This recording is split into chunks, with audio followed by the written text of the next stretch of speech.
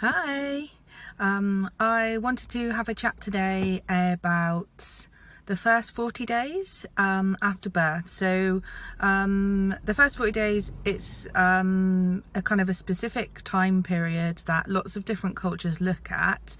I think there's a varying between 30 and 40 days really, but it's just kind of thinking about the immediate time postnatally after birth, where mums can kind of think about how they are cared for by other people. So different cultures look at it in different ways. Some cultures say for the first 40 days, mum is not allowed to do anything. She just lays in bed, looks after the baby, and the women in her family come and look after her.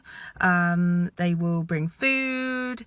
In some cultures, they do massage. In some cultures, they do various care, such as belly binding, steaming, vaginal steaming.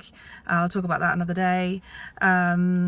Lots of kind of different practices, mother warming, so kind of keeping the mum warm, feeding her warm soups, feeding her warm food.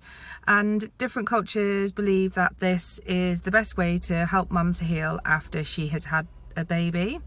In Chinese culture, they talk about the golden month, so that's the first month immediately after birth. And during the golden month, they're also thinking about keeping the mum warm, feeding her warm food, feeding her nutritious food, making sure that mum is looked after, and that all she needs to do is focus her needs on the baby. I think in some cultures as well, kind of daily massage, and basically just like pampering, caring for the mum, looking after the mum. So this is a way that some different cultures still now are looking after mums in the postnatal period. It's not happening in Western culture. So that's kind of something that we have been thinking about, kind of the differences, and whether there are any elements of that can be kind of used in the postnatal care for mums in Western culture. Because I think what we're experiencing in the UK specifically, kind of my experience and the experience of people that I have been speaking to, is that it's an opposite of that really.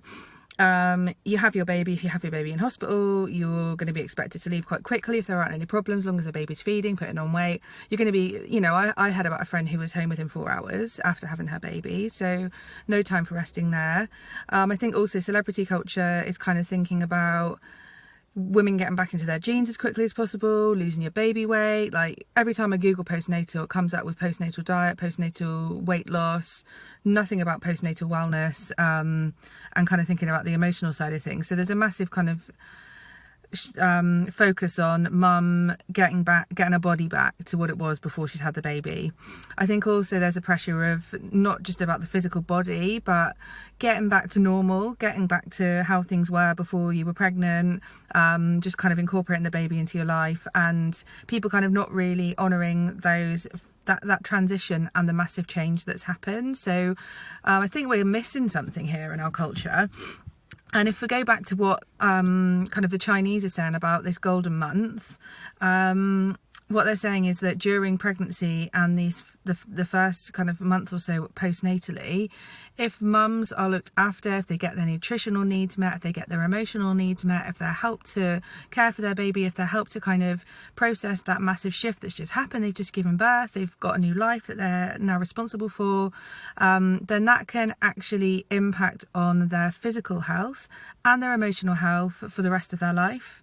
What Chinese medicine also believes is about if you've had previous physical ailments, then there's a process and a time for healing within that month, that golden month, and then that can help to heal previous physical or emotional illnesses. I'm not sure about that, but that's what the Chinese culture and medicine is saying. But what I do think is that in our Western culture, women not being supported for those first, I would say the 40 days, that kind of ties in with the 6 to 8 week postnatal check that we have from the GP, where although that is mostly focused on physical, I think there is kind of an acknowledgement, you shouldn't really exercise before that 6 to 8 week check. You should be resting and looking after yourself. So I think if women are just kind of focused on rushing to get back to normal, they're not resting and relaxing and taking care of themselves during that first kind of month or so after birth, then my personal view is that this is feeding into women's experiences of then struggling with motherhood and eventually some people experiencing postnatal depression.